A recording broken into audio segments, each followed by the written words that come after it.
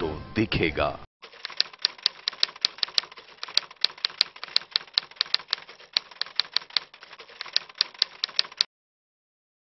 मुखबिर के प्रायोजक नोवेल्टी फैशन मॉल।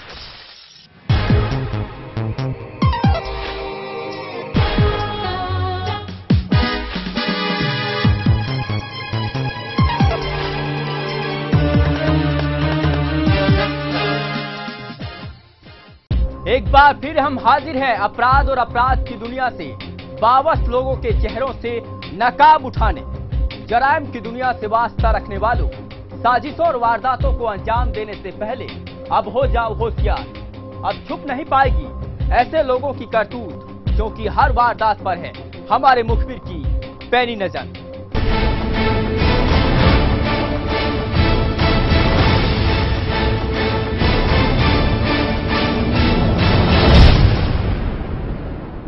अठारह साल से लगी आग में वो जल रहा था।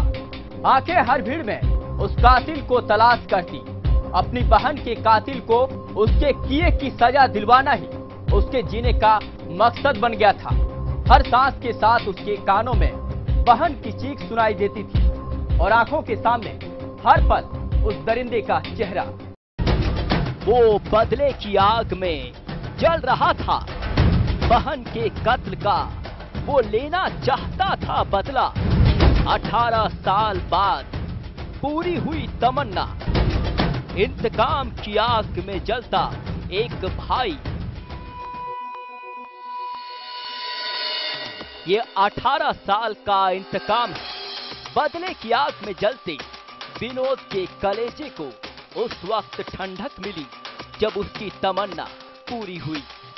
विनोद अपनी बहन के कत्ल का बदला लेना चाहता था।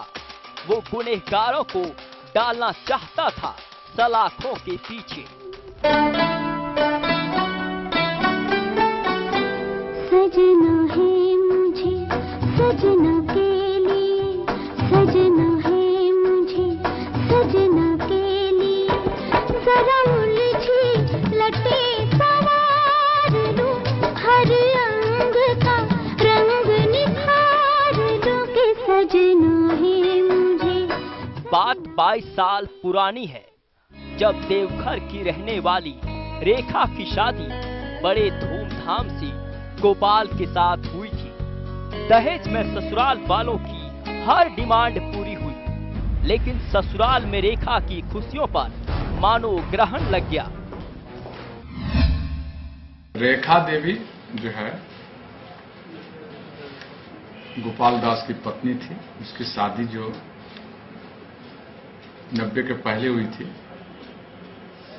उसकी हत्या गोपाल दास और उसके पिता और उसके साढ़ू और गांव वाले के 4 आदमी पर नेम्ड हुआ था। ससुराल वालों पर पैसों की भूख इस कदर हावी थी कि उन्होंने रेखा को प्रताड़ित करना शुरू किया।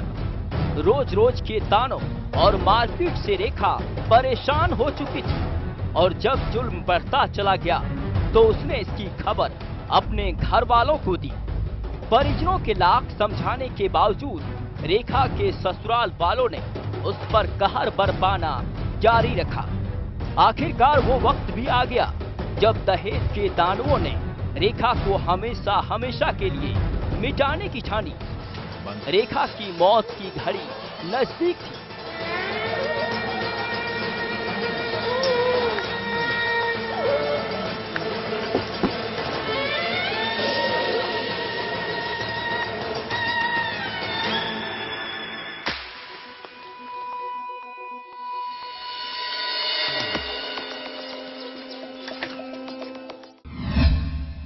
जिला देवघर के अंतर्गत ग्राम बसवरिया में हमारी बहन रेखा देवी गोपाल दास के साथ शादी संपन्न किया गए थे। उसके बाद जो है 5-6 साल के बाद दहेज की प्रताड़ना के लोभ में, लालच में हमारी बहन की हत्या कर दी। अपनी मौत से अनजान रेखा को उसके ससुराल वालों ने मौत की नींद सुला दी।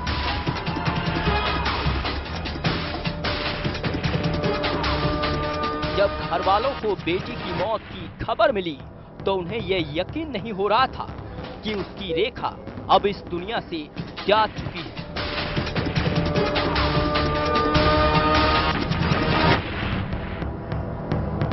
मुखबिर के लिए देवघर से विजय सिन्हा। मुस्कान बिखेरने वाली रेखा हमेशा हमेशा के लिए खामोश कर दी गई। चंद पैसों की खातिर उसके पति ने उसकी जान ले ली। मौत की खबर घर वालों पर कहर बनकर टूटी।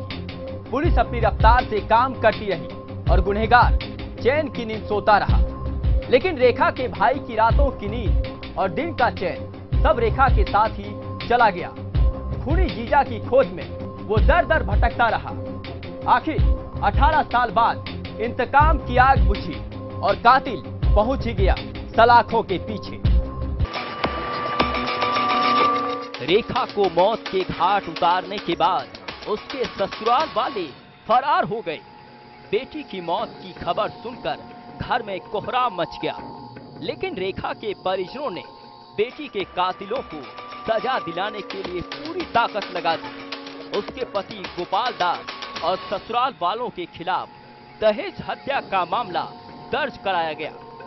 पुलिस ने गोपाल दास को गिरफ्तार किया, पर रेखा के घर वालों को उस वक्त बड़ा धक्का लगा जब कोर्ट ने गोपाल दास को जमानत दे दी। जमानत मिलने के बाद कोर्ट की तारीख में गोपाल ने पेश होना छोड़ दिया और फरार हो गया। हमारी माँ को इन्होंने लगभग 15 साल कचहरी में परेशान किया।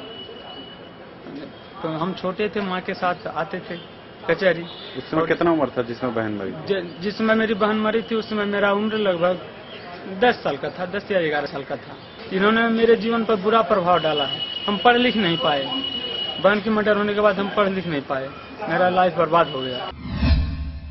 गोपाल दास गिरफ्तार करके जेल भेजा गया था और न्यायिक बेल पर वो छूटा था।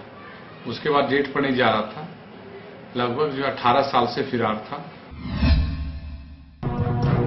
इसके बाद रेखा की मां अपनी बेटी के हत्यारों को सजा दिलाने के लिए कोर्ट का चक्कर काटती रही। लेकिन तारीख पर तारीख मिलने की वजह से न्याय पाने में ताखीर होता रहा। मां के उम्रदराज हो जाने के बाद भाई विनोद ने इस काम को अंजाम तक पहुंचाने का बीड़ा उठाया। उस समय विनोद की उम्र महज 10 साल थी। कातिल खुलेआम घूम रहे थे। विनोद इंतकाम की आग में जल रहा था। उसने कसम खा ली थी कि जब तक उसकी बहन के हत्यारे सलाखों के पीछे नहीं पहुंच जाते वो चैन से नहीं बैठेगा। कोर्ट की तारीख में पेश नहीं होने पर गोपाल के खिलाफ वारंट जारी हुआ। लेकिन कानून के लंबे हाथ गोपाल के हाथों में हथकड़ी नहीं डाल पाए। बहन की याद आती थी प्रत्येक वर्ष, और हर एक पर्व में जिस पर्व में बहन आती जाती है उस पर्व में आज आता ही रहता था। आत्मा तड़पते ही रहता था। इसीलिए हम इसकी तलाश थे। गोपाल की गिरफ्तारी के लिए पुलिस ने प्रयास तो जरूर किए, लेकिन हर बार मेहनत पर पानी फिर जाता। पर विनोद ने हार नहीं मानी और खुद ही कातिल जीजा के ठिकानों की तलाश शुरू कर दी। पर कामयाबी उससे कोसों दूर थी, पर उसके कदम भटके नहीं। विनोद पागलों की तरह कातिल जीजा की खाक छानता और इसका यही जुनून काम आया। 18 साल बाद पता चला कि उसका जीजा गोपाल दास दूसरी शादी करके गिरिडीह में नाम बदल कर रह रहा था। विनोद की निशानदेही पर देवघर पुलिस ने गोपाल को गिरफ्तार कर डाल दिया सलाखों के पीछे। फरार भाग गए, हथकड़ी और रास्ता लेते हुए भाग गए। उसके बाद मेरा प्रयास जारी रहा इसके पीछे। तलाश करते करते इनको जाके गिरिडीह में हम तलाश किए। न्यू बरगंडा में ही आज 8-9 साल से वहाँ रह रहा था। शादी कर लिया नया? हाँ। अपने बहन के हत्यारे को मैंने सजा दिलाने के लिए 18 साल से वो फरार है, उसको गिरफ्तारी करने के लिए लगा हुआ था। और पिछले हम लगता है 1-1.5 महीने की अवधि में इन्होंने मेरे पास लगभग 6-7 बार आया। मैंने प्रयास भी किया, गिरफ्तारी नहीं हुआ क्योंकि नई जगह गिरिडीह में रह रहा था। इस पर जो ट्रायल नहीं चला, ट्रायल शुरू होगा और इसको न्याय मिलेगा। विनोद के इंतकाम की आग आखिरकार ठंडी हुई। उसकी बहन की जान लेने वाले अब सलाखों के पीछे जरूर हैं, लेकिन देखना होगा कि रेखा के कातिलों को सजा कब तक मिल पाती है और विनोद की उम्मीदें इस उम्मीद में जिंदा है। मुखबिर के लिए देवघर से विजय सिन्हा।